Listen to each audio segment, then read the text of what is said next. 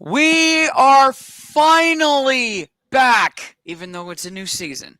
Welcome back to College Football Predictions, folks. Team Money here. Jake here to my left. Whew. And Elijah, who's going to be making some appearances this year, even though he's going into college this coming season. Gentlemen, how's the offseason treated you? Better than the hockey off season because there's nothing going on there. Yeah. You're not wrong. You're not wrong. Hey, at least we've had a little bit of baseball to tie us all over. Even that's starting to ramp up here. But we're finally back to football this weekend with week 0 in college. We've got some games to predict. Let's get started here. We're not starting with the opening game. We're actually picking that one last. And obviously, you guys can see as to why. But let's get into our first prediction of the season. And that is going to... Oh, by the way, before we get into that, Jake is back-to-back champion as of the week that we stopped filming. Unfortunately. I guess I got to be good at something. I don't know. Yeah. All right. Let's get into our first prediction of 2025-2026. The Idaho State Bengals are traveling down to Las Vegas to take down the Rebels of UNLV. We do have a line here. It is minus 26.5 for UNLV. Do we even need to talk about this game, folks? No. No, it won't be close. No, it's not going to be. We're UNLV. all picking UNLV. Let's get those moved over. I got you, Jake. Alrighty, next game on the schedule. Let me delete this one. All right, moving down. Make sure it's even. Yep, we're good.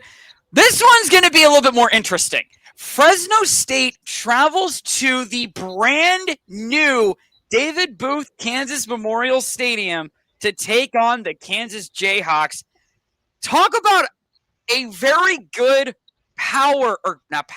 group of 5 football team versus a starting to become very good Power 4 team, even though we should be starting to say Power 5 because Pac-12 is coming back, I believe, next season. But we will get to that later. Elijah, you had some notes that you wanted to mention on this game? Mention on some of these games? Anything on this game from you? Well, a few years ago, Fresno State was good. They had 9-win season. I think was that 2 years in a row they had 9-win seasons. Obviously, college football has changed since then. Kansas has been on the up and come in the last few years in the Big 12. I got Kansas at home as my lock of this week. Oh, early lock of the week, early lock of the season. Definitely goes to Elijah here. Jake, what about you on this one? Well, I mean, basically kind of piggybacking off of Elijah here. I still remember, like, back when I was in college, like my freshman year in 2013, when Kansas was just a dumpster, but now they've started to finally get their program in a group here, and they're no longer just a basketball school. They're starting to dive more into actually being a somewhat relevant football program. And Fresno State, like Elijah said, is not the same Fresno State over the last few years. And you know what? I think I'm going to piggyback off of Elijah. I think this will be my lock too. Just because obviously if we did the UNLV and Idaho State, that is way too big of a spread there. And what is the spread for this one? 13 for Kansas. 13? 2.5 actually. Oh no, it opened at 2.5. It is 13. Sorry. Okay. So yeah, give me Kansas in the lock. Especially because new stadium, like a new stadium, the fans are going to be, pumping up. I mean, they're literally one of like 5 or 6 games going on, so a lot of people are going to be paying attention. But anytime you open a new stadium, it's going to be fun. So, and plus Fresno State's just not that good.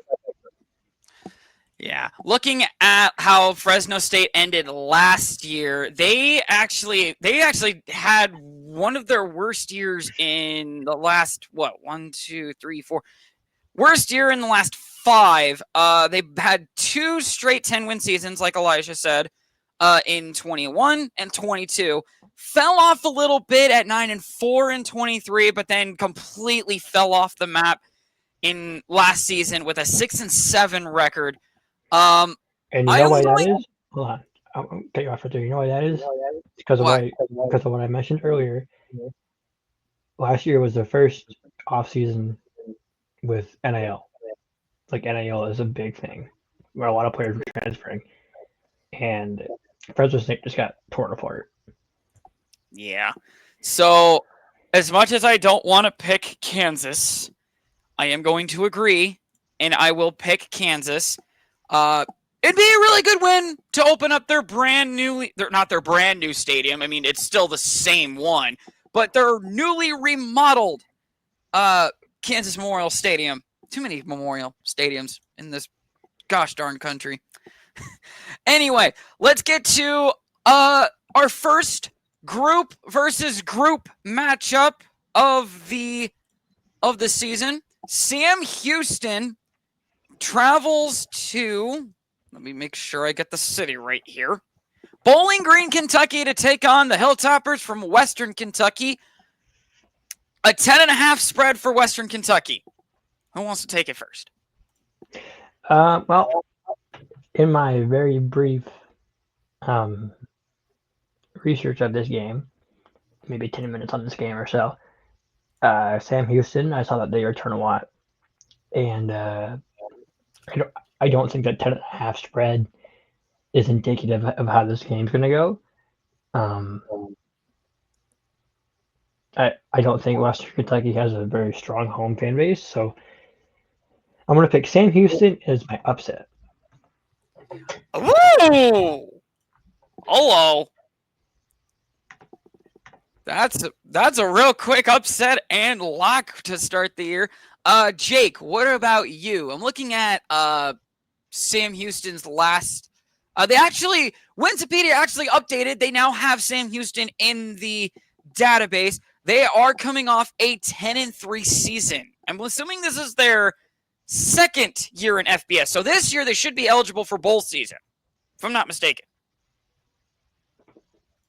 Yeah, I mean, like I said, I really haven't done a lot of research on either of these teams either.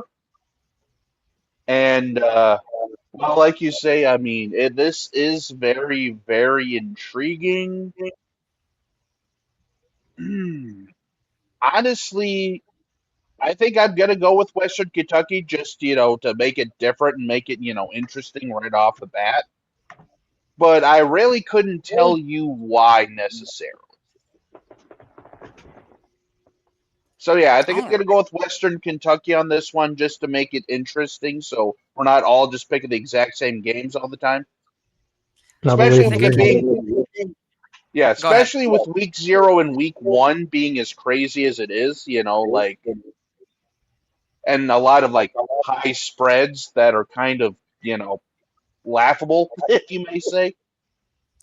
I think I can give you a somewhat legit answer here for why you're picking Western Kentucky, and the only reason I can think of, home field advantage.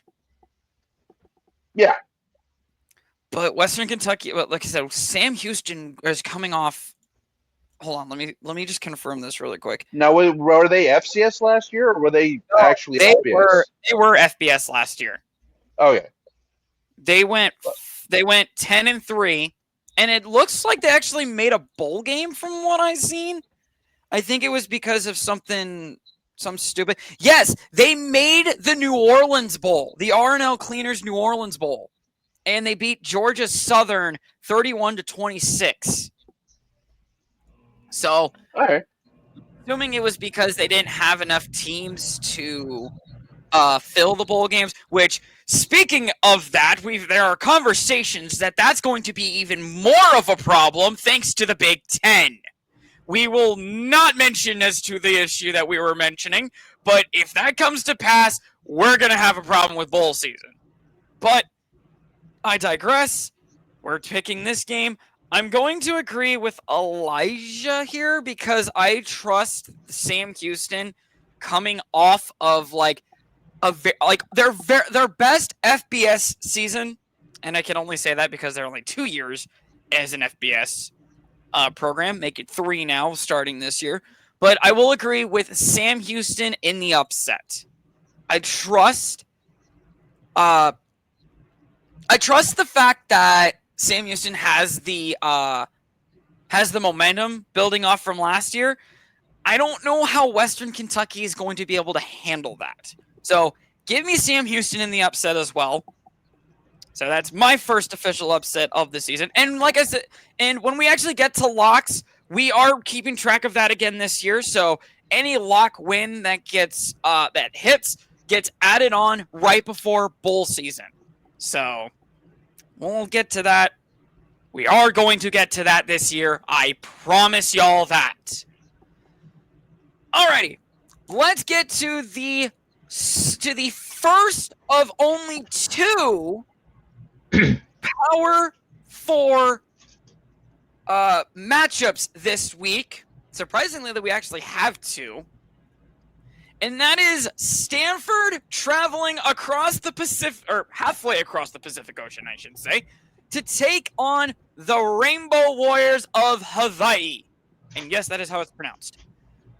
Elijah, you have a little bit of stuff you've written down. Go ahead with those. Yeah, Stanford, they weren't good last year. What do you say? I finished 3-9.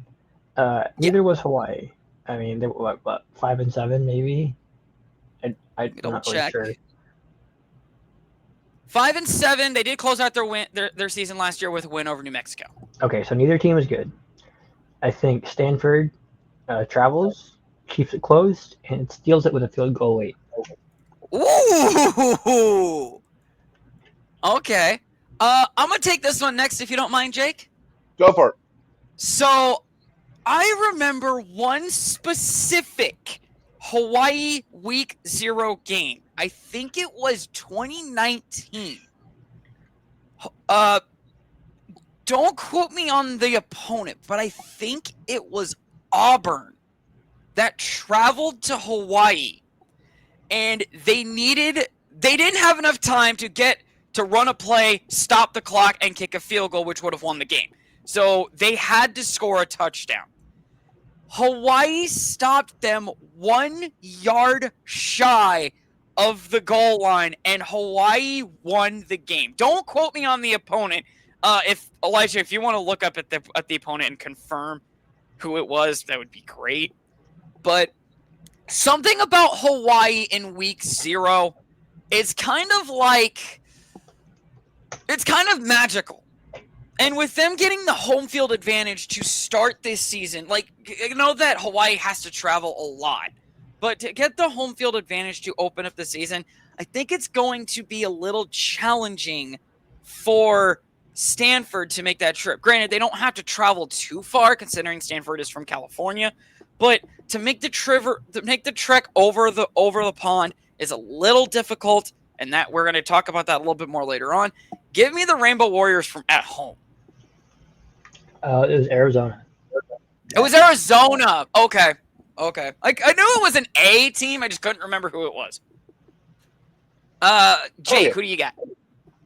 So, who's actually favored in this one? Is it still Hawaii?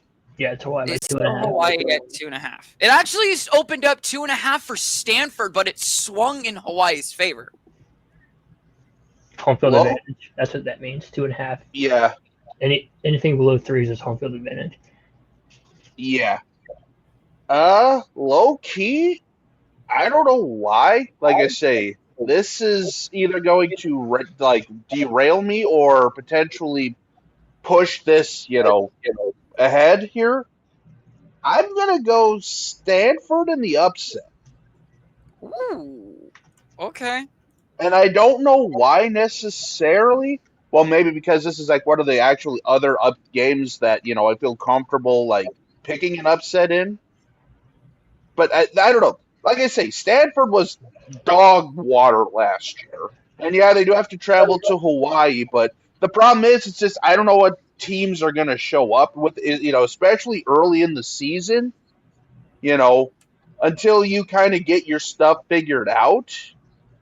And yeah, sure, Stanford, again, didn't have a great season last year, but I don't know. Something is just telling me to pick Stanford in the upset here. I feel like this is going to be a good game, like a close game, regardless of who wins. Now, watch this be like a 40-point blowout because I said that, but again, that's a different. That's typical. That's just typical in this freaking sport. Yeah, pretty much. But yeah, I'm still going to pick Stanford in the upset. Alrighty. Now to do some fillers, because week 0 only has 5 games to pick. We are picking the only 4 FCS games on the schedule for this week, starting with Bird is the Word. Incarnate Word Cardinals taking on the Nichols Colonels. Down in, I'm assuming it's Louisiana F. Thibodeau, Louisiana? I think that's what that is. Thibodeau. Thibodeau. Yep, that's exactly what it is. Thibodeau, Louisiana. Looking at their last couple of games, Nichols ended their season on a very bad note, 4 straight losses. And then Incarnate Word actually made the FCS playoffs with closing out their season with a loss to, unfortunately, for Jake over there, the South Dakota State Jackrabbits. I think Elijah, did you have something written down for this game? Yeah, I had 3 words, and it was Incarnate Word easy. And I'll piggyback off Elijah. Yeah, and I'll piggyback off of Elijah. Incarnate Word is my pick. Is it wrong to pick this easy of a lock when I don't know the Yes. The spread? It is? Okay, fine. Incarnate Word. Bird is the word. I'm so sorry. This next game is easier, in my opinion. This next game is easier, according to Elijah. The Tarleton State Texans and the Portland State Vikings. Now, we tried to pick a Portland State game last year, but for some reason, they had to have an illness bestowed upon them. So that game got neutralized. The pick got voided out. We didn't get anything for it. I'm assuming it's 3 words, but I don't know who it belongs to. Well, it's not 3 words. Tarleton State was very good. They had a 9-10 win season, something like that last year. Portland State went 3-9, and their most viral moment was beating up on a D2 team like 90-0 or something. So Portland State not good against their own competition, their own level of competition. I got Tarleton State. All right. And I also. You want to go next, Trevor? Or you want me to go ahead. I'll go with Tarleton State as well because they are a feisty bunch in the FCS. I mean, they took USD to almost the brink when we played them in the playoffs last year for the FCS.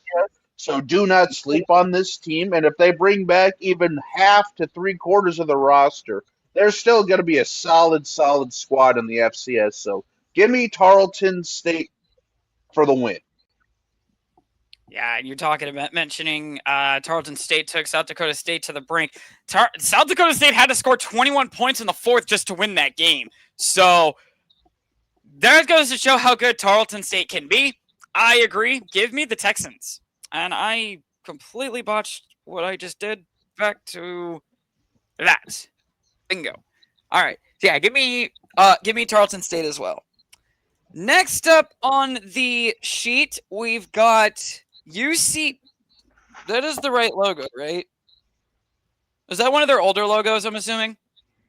I don't know. I mean, I just looked up UC Davis football logo.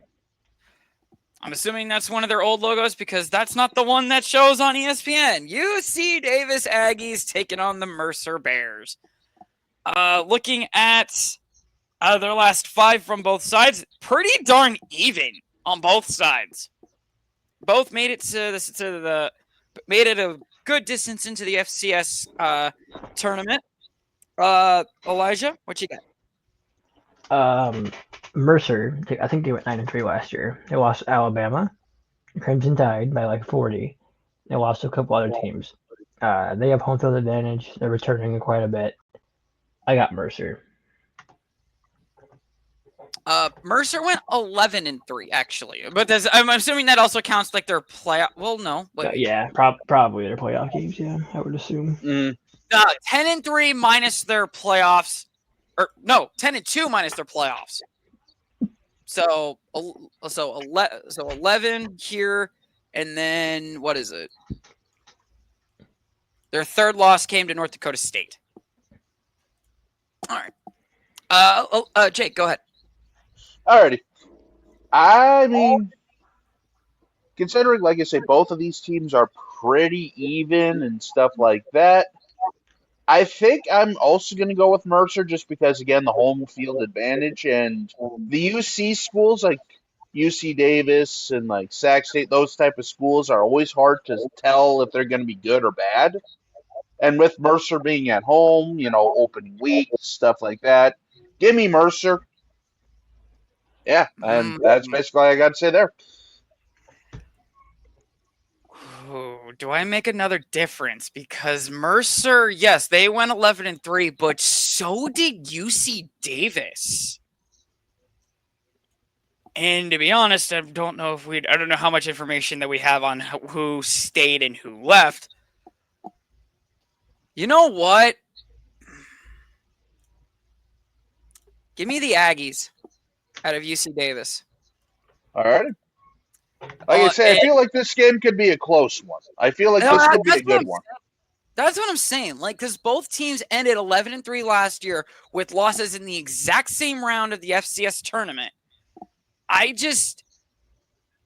can see how Mercer wins, but I also see how UC Davis wins. It's just who's going to have the better game plan. So that's kind of where I'm at right here.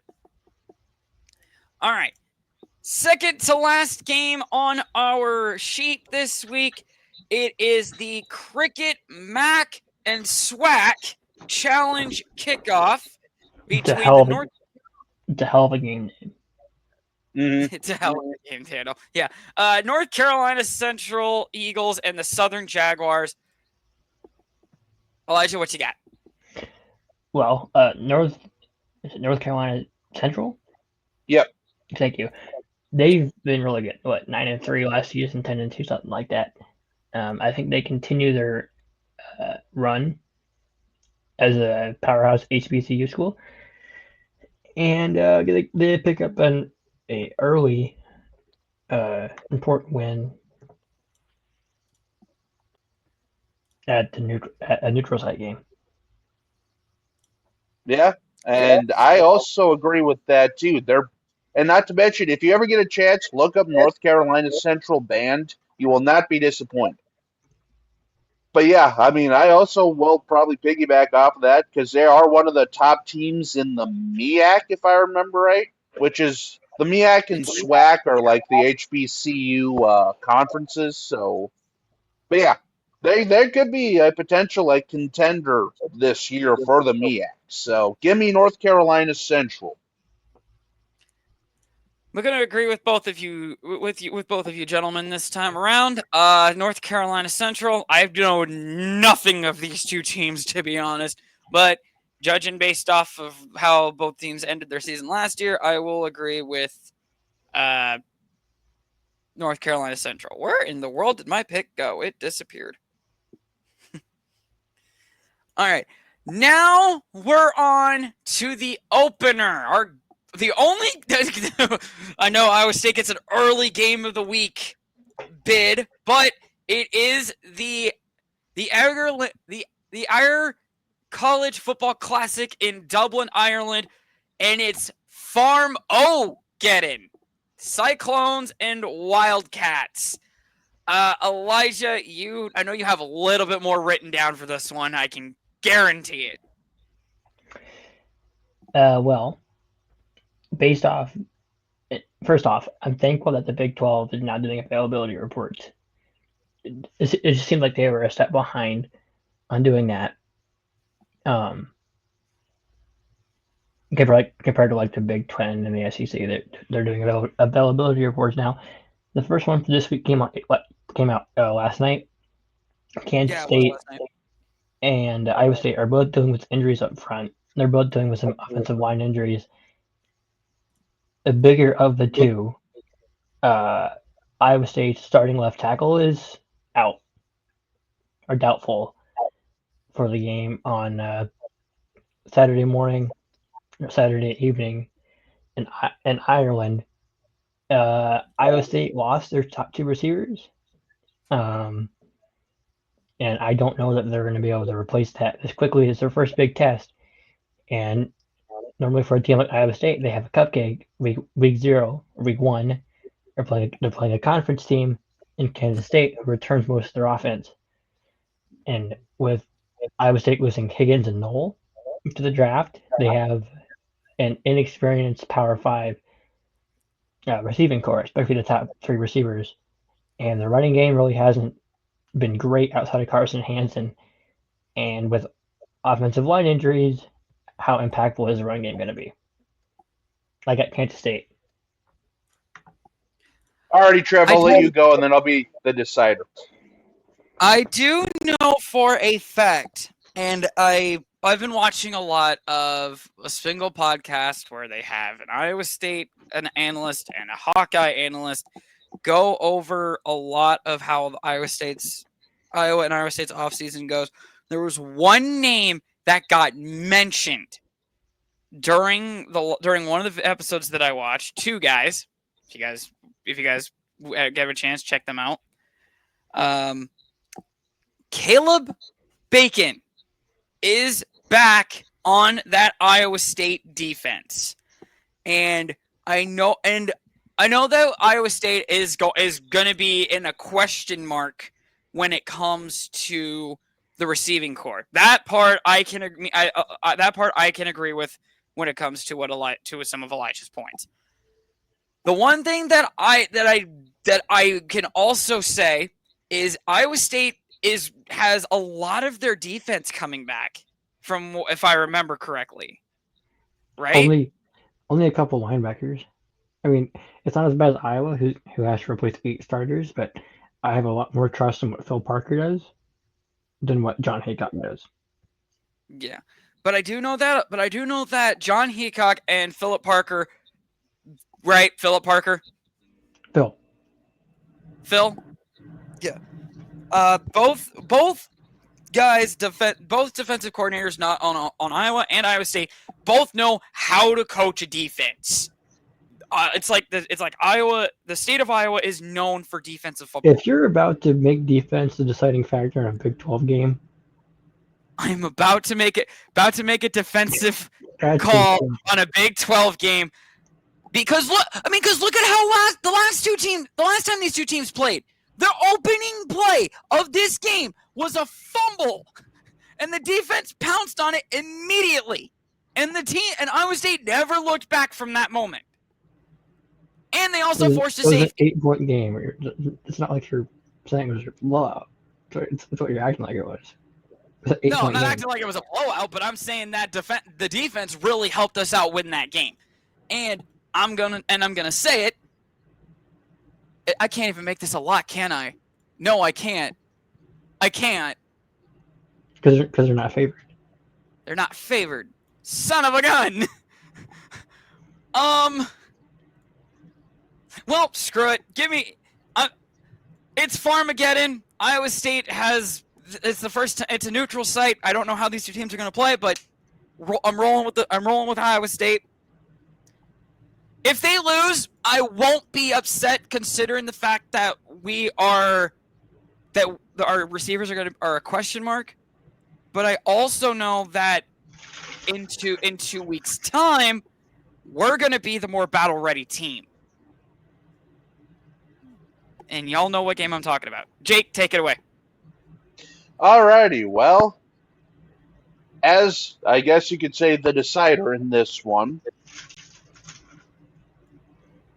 I mean, obviously, as a native Iowan and someone who's grown up in the state of Iowa, I've seen both sides and stuff like that, and I understand how big of a matchup this is, especially considering preseason wise, both of these teams are favored in the Big 12, at least from like certain standings I've seen, even though, as we all know, I picked Oklahoma State to win the Big 12 last year, and well, we all saw how that went. So, the Big 12 Granted, is I one of also those picked Kansas State to win it, and look how that turned out. true.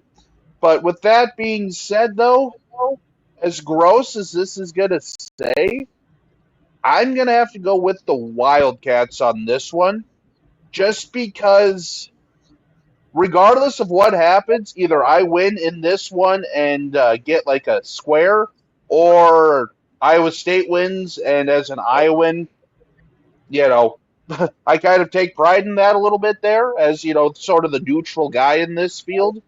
But I don't know. That's just this game is going to be very tough to predict, and especially because, like Elijah said, with Noel and Higgins being gone, those are like two massive receivers, not just in Iowa State, but like in the FBS last year. And ironically Yeah. enough, they're both with Houston and the Texans, so that'll be kind of interesting to see. But anyway, different thing. So yeah, I'm just gonna go with Kansas State here, just because I'm kind of in a way hedging my bets, because either Iowa State wins and it's a good win for the state of Iowa, or Kansas State wins and I end up getting a square, closer to defending my championship. Okay, So now I'm gonna be honest with you. As a diehard Iowa fan, I want Iowa State to lose every game that they play. Every game. I want Iowa State to go 11-12. Mhm. I don't think that's going to happen this year. I think Iowa State has a chance to become Big 12 champion if everything goes right. In a loaded conference, that they have that opportunity. But I do think that a team like Iowa State, they need that tune-up game. And that's coming next week. They don't have that this year. That honestly was my deciding factor. Because that tune-up game this year would have been really nice to figure out, okay, who's our playmaker at wide receiver? Who's our playmaker out in a loaded linebacker room? Who's our playmaker at safety? Who's going to fill in on our offensive line? They don't have that this year. I look at it this way, and I'm mainly referring to the Iowa game, the Iowa and Iowa State game this year. Iowa State, with a game like this coming Saturday, Iowa State's going to really figure out what kind of team they need to bring against the Hawkeyes this year. Okay, and in a game like Kansas State. Okay, hold on. Let me finish my thought, and then you can go. In a game like Kansas State, can figure out, okay, what the heck do we need to do? Because look at Iowa's opening two games. Albany, and then Iowa State. A battle-tested Iowa State.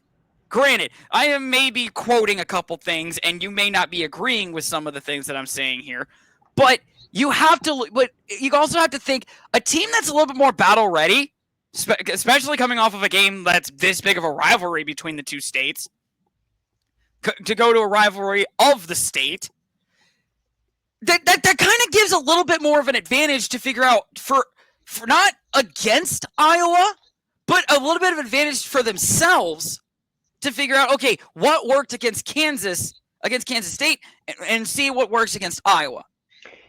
I disagree. A couple reasons. One, you say battle ready. I say injury riddled. Look what happened in the first game last year for Iowa State. They lost Caleb Baker for the entire season. They lost Will McLaughlin for the entire season. No, hear me out. Ready? Okay. They play a Big 12 opponent, a conference opponent. Those games are naturally harder than a team like South Dakota for a Power 4 school, or a team like Albany, where a team like Iowa's going to play. Iowa gets to rest their players. for the fourth quarter if they get a lead, which they will. Albany's not good. They're reloading. No. I was gonna walk Albany. They get to rest their players. Okay. Now Iowa State has to travel back, get ready for a top 5 FCS game in South Dakota, and then they host Iowa the next week. That's not an easy first 3 weeks by any stretch of imagination. If there's an FCS team that I don't want to play right now, it's South Dakota because they're top 5. North Dakota State. I think South Dakota is going to be the FCS champion this year. So, Whoa! I would not mind that, honestly. By the way, I'm a South you Dakota wouldn't. alum, so yeah. I know you wouldn't, but whoa! Hot take on week 0. South Dakota predicted as a champion in the 2025-26 season. That's a hot take, but finish your thought on that because I think you had a little bit more to that. So, Iowa State, they have a short travel week because, yeah, I mean they'll leave Ireland as soon as the game's done. They'll leave Ireland by midnight on Sunday morning, Dublin time. They'll get back to Des Moines, which is what they took coming out of Iowa, and then they'll have Monday, probably Tuesday off with travel, and then practice Wednesday, Thursday, Friday, or walk through Friday. Top 5 team in South Dakota on Saturday. That's not easy. I think Iowa State has a higher likelihood of being 1-2 after 3 games than 3-0. So you're saying 2-1 is more likely than 3-0. 1-2 is more likely than 3-0. Ooh. And like I say, as someone who's kind of neutral in this too, I see exactly where both of you guys are coming from. Because obviously if you can take down K-State over there in Ireland, that is a huge momentum boost. But I agree with Elijah because travel is a real thing. For those of you who also follow the NFL, for those of you who do follow the NFL, the Vikings this year have to do a back-to-back European weeks 4 and 5. Thankfully, it's ironically enough, one of their games is in Dublin. I don't think it's at the same arena. I'm not sure where they're playing at technically, but and then the following week they actually have to play the Browns in London after playing the Steelers in Dublin, and then they have their bye week. But it's just one of those things where the travel coming back home is never easy, and then you also have to play a team like South Dakota. I have to remember who our first week schedule is, but it's typically, well, maybe not an easy game, but, they're going to be ready to go. And then traveling into Iowa State, traveling into Ames. But, yeah, it's just, it's going to be interesting to see because if you guys can win week 0, then I like your chances of being closer to 3-0 or at least 2-1. But if you guys lose in, Dublin, and then let's say you get injury riddled even more than you are now, then it could set up to be a long season depending on the injuries and all that stuff. And then, oh, by the way, you have a feisty Iowa team coming into town who, that they're always going to bring it too. Reloaded offense. We haven't touched on Iowa, and I kind of want to save some of this till next week when talk about the Albany game. Yeah. Mark Granowski. So yeah. I have 1 point. No, I'll let you go about this game. Mark Granowski has looked really, really, really strong. He has the potential to be the best Iowa quarterback since Brad Banks. So I do think that Iowa will be battle ready. Now, on the other side of that, Mark Granowski's first test in the Hawkeye uniform will be Iowa State. How good is that? Especially in Ames, Iowa State hasn't beaten Iowa in Ames since 2011. So I thought they did it in 2011.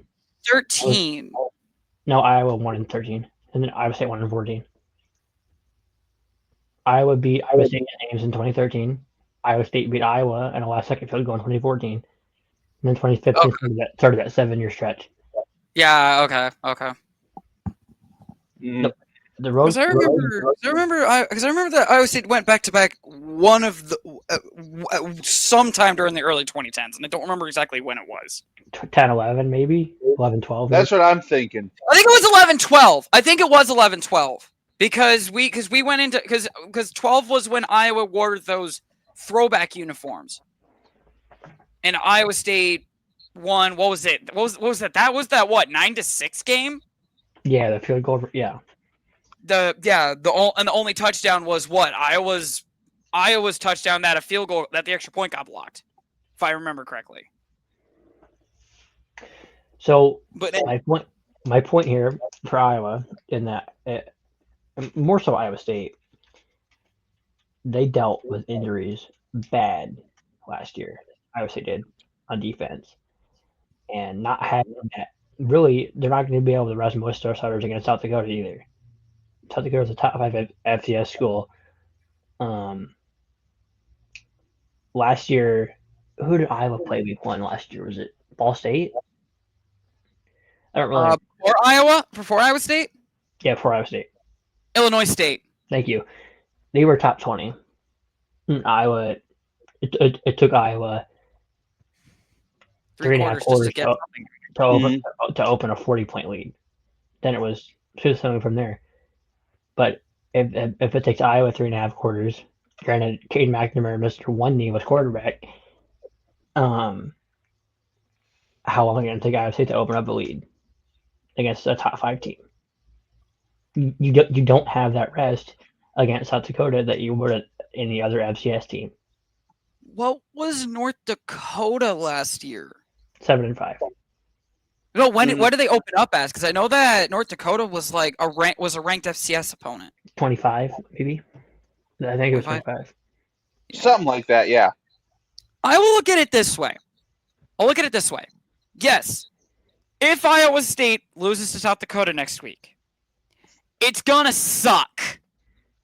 It will be a taint on the entire year. It'll give something that Iowa can brag about if the Iowa and Iowa State game goes in the direction of the Cyclones. It could be like, oh, so you beat us, but you can't beat an FCS opponent?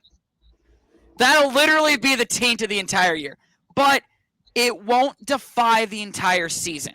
You can technically use it as an excuse that you had to travel back and you were if you use travel as an excuse, why? You scheduled it. Your AD scheduled it. Yeah. But anyway, okay. Yeah. Fair. Oh, what? Excuse me. But you keep hitting the wrong button there, Trev. Actually, the first time was intentional. That time it wasn't. But then again, if we lose to South Dakota, it's not going to defy our season. We can turn around. Not like I said, it's a toss-up, and this is speaking on behalf of me being a Cyclone fan itself. We can turn around, beat Iowa, and we can still turn our entire season around. Granted, but we'll just kind of. Yeah, with all that said, though, let's just kind of save some of the ammunition for that week because I have a feeling we could talk about this for like the next 5 hours. So let's go ahead and try to save some of the ammo here. I can already tell where this is going. One last going. note on Iowa. Earlier today, it was announced that Pat Fitzgerald, former Northwestern head coach, and Northwestern University settled in a lawsuit. Pat's son, Ryan, is a true freshman quarterback at Iowa. Mm-hmm. Kirk Ferentz, Pat Fitzgerald, they're pretty good friends. Yeah. I think Pat Fitzgerald could be on the Iowa staff by Iowa State week as a defensive analyst, he would in turn help Phil Parker and Seth Wallace scout the Cyclones and scout Albany and whatever else. But I do think that Iowa's game against Iowa State is the season-defining game for Iowa. 1,000%. I think the game in Ames is season-defining because Iowa, this team, this season, the Hawkeyes are probably the most unpredictable team they've been since 2016. I totally agree with you on that. 100%. They could be. I have them going 9-3. Now we'll get into this next week. I have them going 9-3. Their ceiling 10-2. Their floor 8-4. But if they lose to Iowa State, then I have them losing to Penn State. I have them losing to USC. That's 3 right there. Right? Yeah. If they don't lose to Iowa State, Penn State, USC. So I can argue a replacement loss for that third one, and I'd say that Oregon game. But again, I don't know how much Oregon retained. Oregon lost too much. They're starting a first-year starter at quarterback. Okay. No, they lost too much. Dan Lanning's a good coach, but they lost too much. Gotcha. Especially for that being at All right. All right. We could probably talk about our predictions for all the schedules in a different video. If you guys have the time, we can probably do that.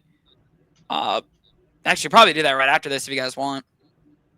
I got half an hour, so we can just do it. We can just add it on so you can change the title. Yeah. Add it onto this and then just change it? Yeah. All right. So, a little bit of bonus content for you guys. Predictions for how. Let's just do the entire season. Let's not focus on Iowa and Iowa State because we have our own opinion. Hold on. Do we want conference champions, college football playoff bracket, college football national champion? Let's not do the bracket because we're way too far out to predict that. Yeah, but let's do. I agree with Trev on that one. Okay, so are we doing Power 4 or Power 4 and Pac-12? Let's do Power 4. Let's do them all. Or all? Okay. Do them all. Why not? Because I don't know the FCS that well. No, let's just do FBS. Because there's a lot of for the FBS. Because I don't know all the conferences for the FCS. But I do know that we can start with. Let's start with the SEC. The one conference that is going to be a massive coin flip due to the fact that Georgia no longer has Carson Beck as a freaking quarterback. He is now in the ACC. Who's their coach? Doesn't matter. It does matter. Georgia wasn't good. Georgia was never good until Carson Beck joined. So, who's their coach? That's actually a good question because I don't know. Who else returns on their offense except for the quarterback? That's also a good question. Exactly. You cannot put all of it on quarterback. Mm. If you were to put the winners of each conference and the winners top 5, top half of conferences solely based on quarterback, Iowa would have been dead last the last 3 years with Deacon Hill, Cade McNamara. Personally, a team plays just as good as their quarterback. Because the only reason I say that is because think about it. Look how the New Orleans Saints are right now. They had 2 good games with a crappy quarterback. How did the rest of that season go? Nowhere. Absolutely nowhere. Look how the Vikings season went. We're not talking about the playoffs. They still had an amazing year with a great quarterback that everyone questioned, but turned out to be a great quarterback. How did their season go? They made the playoffs. Your season will be defined by one position. I am dying on this hill. I do not care. I will die on this hill. Deacon Hill started 7 games for Iowa. He played 7.5. They won 6 of those. Yeah, that means you guys had a good quarterback. Deacon Hill was not a good quarterback. He was awful. You guys had a good enough quarterback. We had an outstanding defense. Anyway, who's your pick to the SEC? Texas. Oh, Texas. Okay. Any reason? They return a lot. They don't return the quarterback in 20 years. I don't think he's coming back. They don't return Isaiah Bond, but they return a lot elsewhere. All right. Jake, who is your SEC winner? I think I'm gonna go with. I'm leaning Alabama. I know that Kalen DeBoer last year didn't necessarily have like the greatest as far as like Bama's like legacy is concerned, and Jalen Milroe leaving is definitely a big loss. But they still have a lot of great defensive players. They still have a lot of great offensive players and stuff like that. And you can never count out Bama. They're just one of those like 3 or 4 teams. So. All right. I'm going to give a big shock. Actually, I don't know how much of a shock this is going to be, but because this team had a really good year last year. They just missed the SEC title game by what was it, a game or two, I believe? Give me the Tigers out of Missouri. I mean, they're a quarterback, dude. Again, season can defy based on how good a quarterback can be. Their quarterback was phenomenal, and they won them so many games. He won them so many games last year. Yes, this also actually, no, that was 2 seasons ago when that happened, but actually, no, never mind. I can't even say what I was going to say because the thing that happened 2 seasons ago. But I think Missouri can be a really good team this year. And I think to your quarterback point, they have a quarterback battle.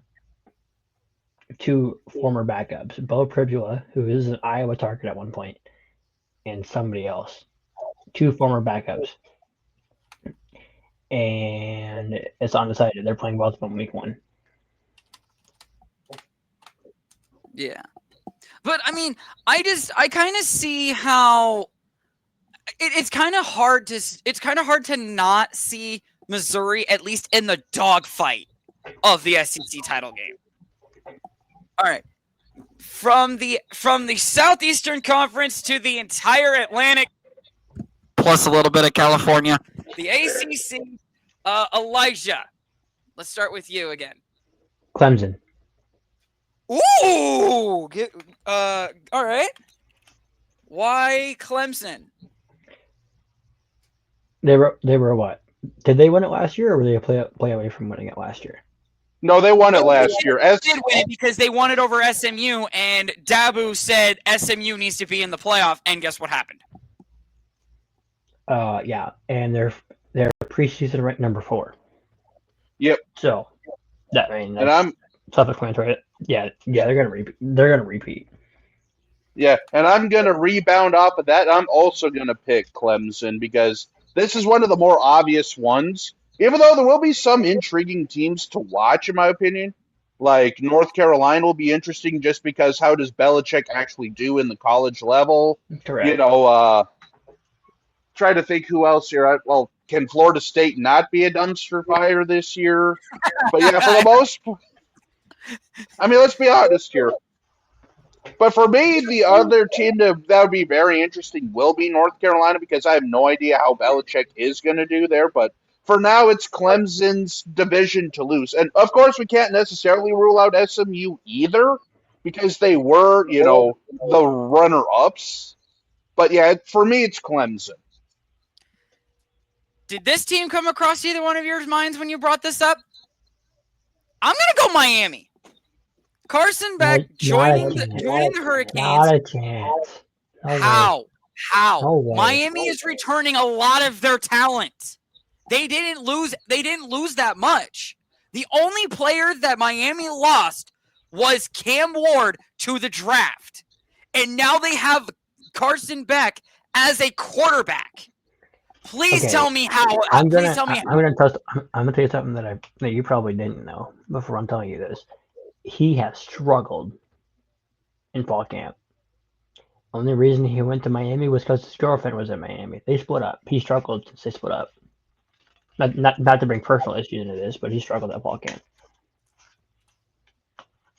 Well, And I just can't trust Miami because every time they're predicted to like finish in the top 5, they somehow manage to stomp on their own foot. Like case in point, like fumbling the game away against Georgia Tech a couple years ago. And last year, just losing a couple key games down the stretch when they had the ACC all but won. They're one of those teams where until they prove to me they can do it, I can't pick them because they find a way to choke every year, it seems like. So that's why I'm kind of, as not on board with that as you are. But I do see where you're coming from. And Miami was another one that I couldn't think of. Yeah. Someone can struggle during fall camp, but they can still find a way to catch their footing. Yeah. No, I know. Let's get to the conference that Elijah has a little bit more information on than both me and Jake. Let's do the Big Ten. Penn State. I think that one's kind of easy. What's to say? They were the runner-up last year. They had a really good run in the CF in the playoff, falling short to what was it? Notre Dame. I believe so. Yeah, Notre Dame in the semifinal. Yeah. So I agree with. I can see Penn State. Jake, what about you? I'm kind of in between Ohio State and Penn State, but I'll tell you what, though. I think I'm also going to lead. My deciding factor between those two, because I was at you. Ohio State starting our freshman quarterback. Ryan Day struggled last year in his standard. And that's also why I'm going to cut in here and agree with Elijah. I'm also going Penn State until I see what Ohio State actually looks like. Because it's going to be between those two, in my opinion, for the Big Ten. Because it seems like it always comes down to that. Michigan, I have no idea what to expect with them, and with all the sanctions and all that stuff, who knows? That's nothing for Michigan. $20 million. Yeah. Yeah, I know. I'm going to be in agreement. I considered Ohio State. I'm pretty sure all three of us did. But the experience that Penn State has from last year making the Big Ten title game, I think is going to pole vault them into becoming Big Ten champions.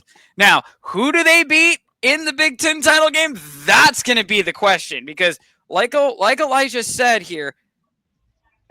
Go ahead. A point. Illinois. Oh! Whoa! What? Okay, reasoning right now. Let's go. Hear it. They had their best season last year under Brett Bielema. They were 9-3, 10-2. Their schedule. I think 9-3.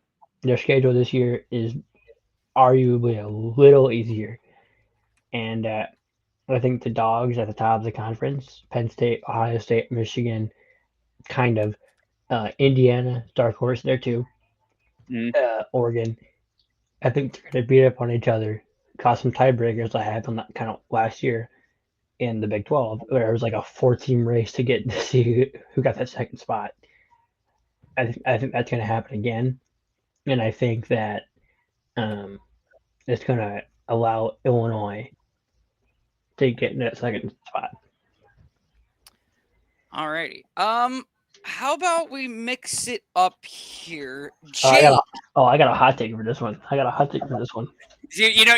pretty sure you know what conference I'm going with next. Jake, give me your Big 12 title winner. Ooh. As of now, it's sorry, Trev, I know you're going to hate me for saying this, but I'm going to go K-State. Hey,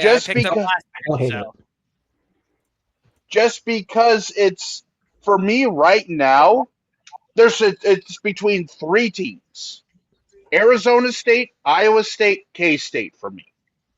And the reason why I'm going K-State's because if they win this game, I think that propels them ahead. And with Arizona State, was it just the Cam Scatabo show, or was it actually the entire offense that we can rely on for them to, push forward? And then obviously with Iowa State, the reason why I kind of say that too is because, again, if they win this game and then they can beat South Dakota and then beat Iowa, they're off to the races. But I just don't know if I see that because, again, that's a tough 3 game stretch for anybody. And then with K State, too, I mean, it's going to be between, in my opinion, K State, Iowa State, Arizona State. But I'm going to go with K State as of right now, barring any major injury or anything crazy happen. All right. I've got mine loaded. I'm going to have Elijah go first. Nope. You go first. Okay. As much as I would love Iowa State to win the Big 12 title game, we have all the recipe. The recipe from last year says we're the ones that's supposed to win it this year, based off of how last season went. But nope. I'm taking the Cougars out of BYU. They were 1 game shy of making the title game last year. And look how Arizona State and BYU played each other last year, because that game happened. Arizona State screwed up, and it almost costed them. I think it did.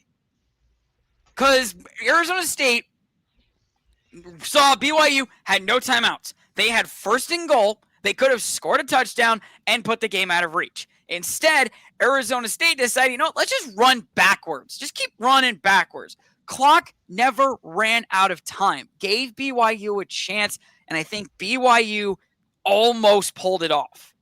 So there's a little bit of bad blood between just that game by itself. And like Jake said earlier, if Arizona State was either just the Cam Scattaboo show or it was their entire offense, I could see BYU making it to the Big 12 title game and actually winning it. Because in looking at Iowa State's schedule, BYU is on the schedule. They have to come to Ames, I believe. So Big 12 title preview, we can call it that. I'm done rambling. Elijah, I'm ready to hear your hot take. Utah. Ooh, okay. What? Utah. Hello. Okay. What's your reasoning? They're finally done with the Cam Rising show. They can finally move past that and solidify a starter that gets number 1 reps for the entire offseason. And they return quite a bit. I really thought if they had Cam Rising, I'm pretty sure that Utah would have been in conversation of Big 12 title appearance from last year. Am I wrong to say that? Yes. Why? Big 12 at the top was just fully loaded, especially coming down the stretch there. It was 5 teams fighting for 2 spots last 3 weeks of the season. All right.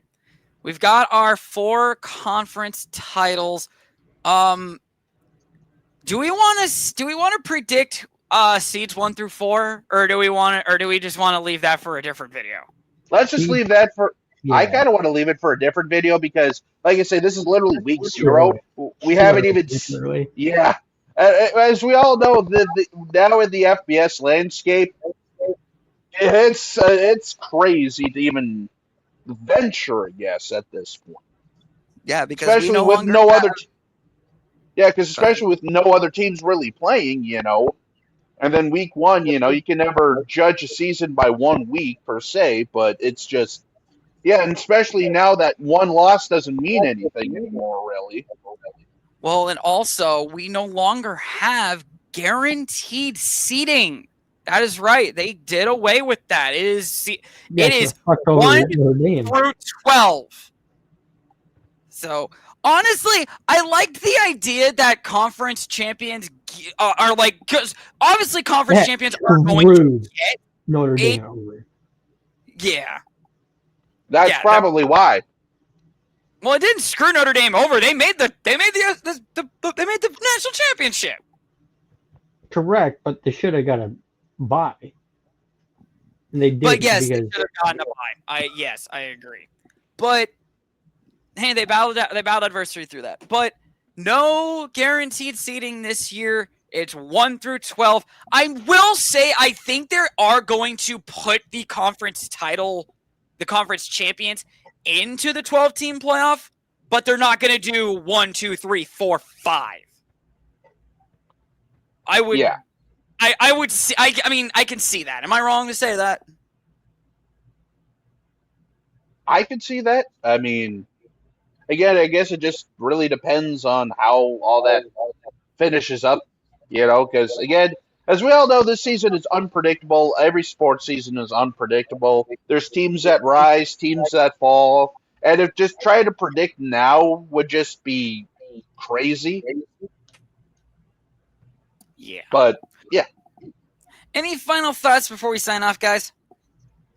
I would like to go over my schedule prediction for Iowa. I'm not going to have time to do this next week. All right. Let me get. Oh God, hold on. Is there a way I can just copy paste? All right. Week 1, Albany. Albany. I'm gonna take a guess. I'm just gonna take a guess because I'm gonna do banners. I'm gonna take a guess, and it's a win. I would sure hope so. I paid $150 for 10-yard line row 4 tickets, so I would fucking hope so. Yeah. All right.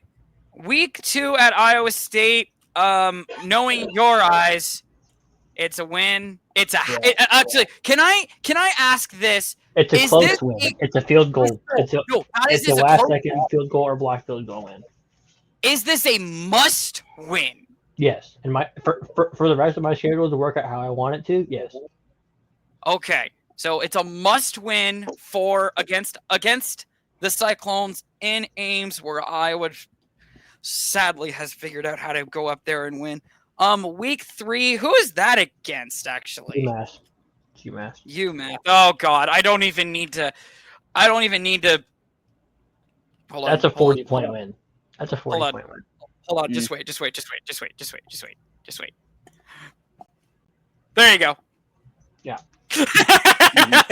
All right, week 4. I think because I know that Iowa has a bye week like sometime early in the year. Do you know what week that is? It's after Indiana.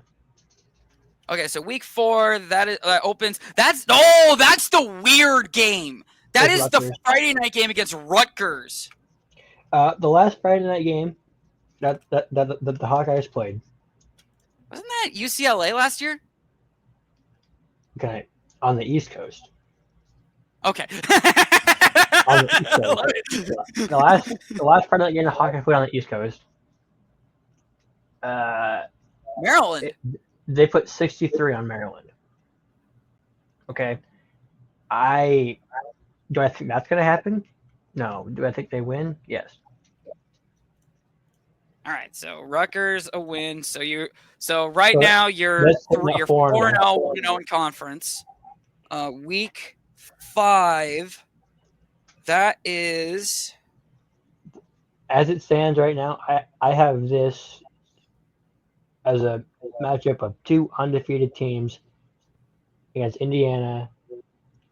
Presumably, if they are 2 undefeated teams going into the Rutgers week, which is when the Big Ten sets TV times and whatever, it'll be a night game, presumably on Fox or ESPN, one of the two.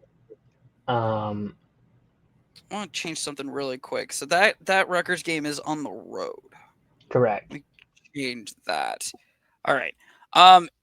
Indiana, that's at home, right? Correct. And yeah. Right now it's Indiana's 20. I think they'll make a jump. Craig Signetti and co return a lot. I think they're one of the top teams in the Big Ten. This could be a top 15 matchup at this time of the season. Homecoming for the Hawks. I think they get the win.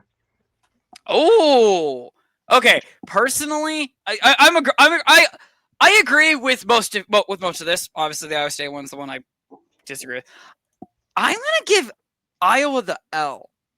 Because Okay. Indiana, and you can even agree with this. This game is a right real now, massive point so right field. now, so you have them at 3-2 with the lost Iowa State. Yes. Okay. All right. Week 6. I think that is your first bye week. So you're on to week 7, if I'm not mistaken. Luke Fickell and Wisconsin, they have not impressed at all. Under his guidance, Iowa being the rest of the team, they dropped 40 on Wisconsin last year. I think Tim Lester and co. At this point, they should have everybody at where they want to be. The first Big Ten road test, in my opinion, and they succeed. They're 6-0 at this point. So you're saying Iowa. So you're saying Iowa. You're having Iowa 6-0 to open the year. Wow. Yeah. Yep. I will agree. The Heartland Trophy, right? Correct. Heartland remains in Iowa City. I think it's going to be a little bit more close. I think it's going to be a close game though, because typically that's how these rivalry games usually are, unless one team just decides, you know what, we're just going to leave everything else on the bus. It was 42-10 last year, 42-17, something like that last year, and I don't think Iowa's going to drop 40. But Camp Randall is not the place it used to be, not the environment it used to be. And let's mention something really quick about this Wisconsin game. Wisconsin's going to be coming off 2 major games. They have a horrible. They got fucked harder than Iowa got fucked. They got screwed so hard. They have Alabama, and then was it Michigan right after that? Yeah. I think. Ouch, babe. If they're healthy, which they won't be, Iowa still wins by 2 touchdowns. They're not healthy. Billy Edwards Jr. will not be the answer at quarterback that they've been looking for the last couple of years. Iowa wins by 20. Jesus Christ. Yeah. Talk about a really bad break. And that game, that Iowa-Wisconsin game, that is in Wisconsin. So that's up in Wisconsin. That's why I said Camp Randall is not the place it used to be. It's not. Yeah. All right. I think you and I can both agree on this next game, and that is the game against Penn State. Both Penn State coming off their Big Ten title appearance. I'm going to go first on this one, if you don't mind. I'm giving Iowa the loss. Yeah, I agree. Yeah. Penn State is just loaded. I think they're going to go 11-1. Now, to be fair, the last couple of times that Penn State has come into Kinnick. Hold on. Let me finish. I you think you know where I'm going with this, but I don't think you do. I do think. Yeah, I do. The last 2 times that Penn State has come into Kinnick, it was a 1-score game, and it ended in both directions. Iowa won, what was it, 27-24, and it was what, 1 versus 3? 4 versus 5. 4 versus 5, and then it was the Trace McSorley show the first time around of the 2 games that I'm mentioning. Yeah. If this game is a night game, this may change my prediction freaking completely. That's where I'm going with this. I wish this time was out, because if it was, it's a night game. I got the Hawks by a touchdown. If it's a day game, if this is a night game, I got the Hawks by 1 point.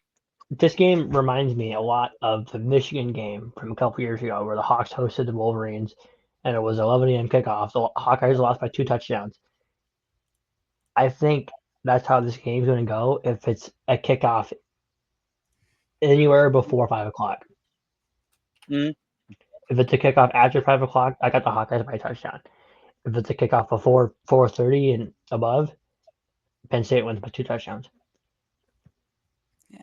All right. I think we can all agree on this next one. We both hate this fucking school with a bloody goddamn passion, because the last time Iowa State played this team, we didn't dog walk them, but we did beat them. Minnesota in the Floyd of Rosedale Trophy game. Look, man, I shadowed Gary Dolphin, and at that time it was Ed Podolak for the Iowa game against Minnesota 2 years ago. Oh no. Oh yeah, Okay. I know where that's going. I've I've waited 2 fucking years for this goddamn revenge game, and I'm damn sure Carson Shire in that game at that point he was a special teams player. He got ejected for a targeting. He'll be a starter at linebacker now. Him and a couple of the other freshmen, sophomores, they've been waiting. Like Xavier Wampa, he got trapped on by a Minnesota receiver. They've been waiting 2 years. I've been waiting 2 years. I got the Hawkeyes by 20. You got the Hawks by 20? Yeah. Add 8 to that. I got the Hawks by 4 touchdowns. I think there's going to be a lot of bad blood from 2 seasons ago. Yes, I know that Shanna showed last year up in St. Paul. Or is it Minneapolis? To Minneapolis. Minneapolis? Wrong side of the river. But I think Iowa's got a little bit of a taint on their head when it comes to this game. 4 touchdowns or less is a bad result in my opinion. All right. Next game up, we turn the clock to the final month of the year. That is November. I think Iowa has a bye week Look. before that. Yeah, they do. They have a bye week before Oregon. Yeah. Okay. And now here's the weird thing about Iowa's schedule this year. Iowa's got 3 straight home games. Penn State, Iowa, and then the next team we're about to pick, what would that be? Week 11? 1, 2, 3, 4. By 7, 8, 9, 10. Week 10? No, 11 because the bye. Yeah, it'd be 11. Week 11. And that is versus the reigning, defending, Big Ten title winning Oregon Ducks. This will be a night. This will be a night game. I am confident this will be a night game. It will not kick off anywhere before 5 o'clock. I got the Hawks by 2 touchdowns. So that I'm going to say, okay. I'm on the fence about something. If it's a night game, yes, I agree. Iowa wins. If it's not, and I'm basically, that's where my prediction's coming off of. I think Oregon grabs them. I think they lost too much. I mean, they lost a lot on the offensive side. They lost a lot on the defensive side too.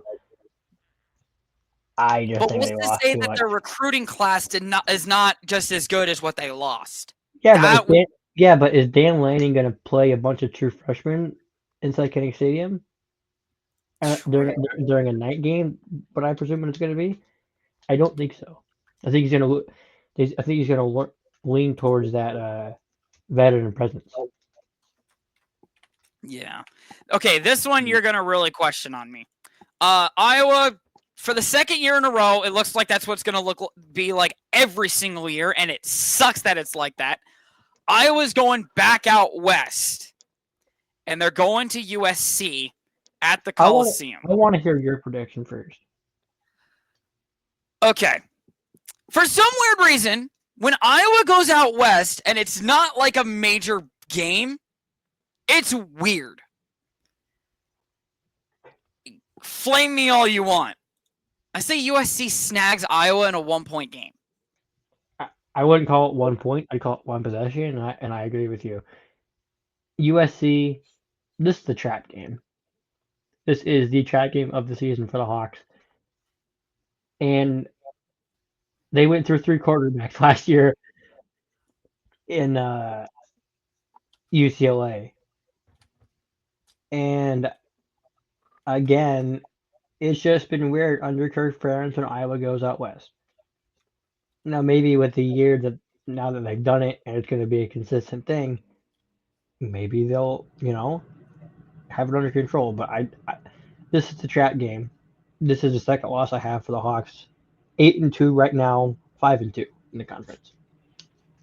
I don't even remember what I have Iowa at right now, but I know that I've got With a loss, you have them at 5-5. Oh, do I really? Ouch! You have them at 5-5.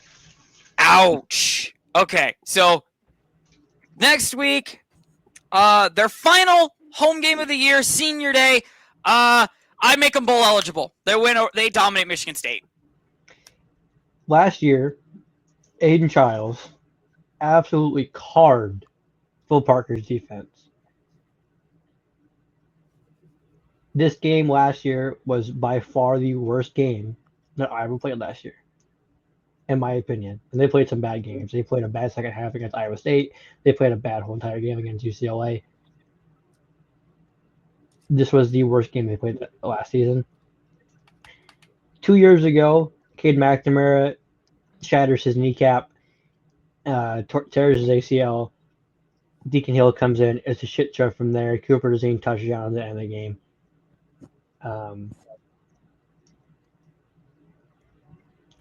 I think that Tim Lester, now as his second year, and well deeper into the season this game is compared to what it was last year.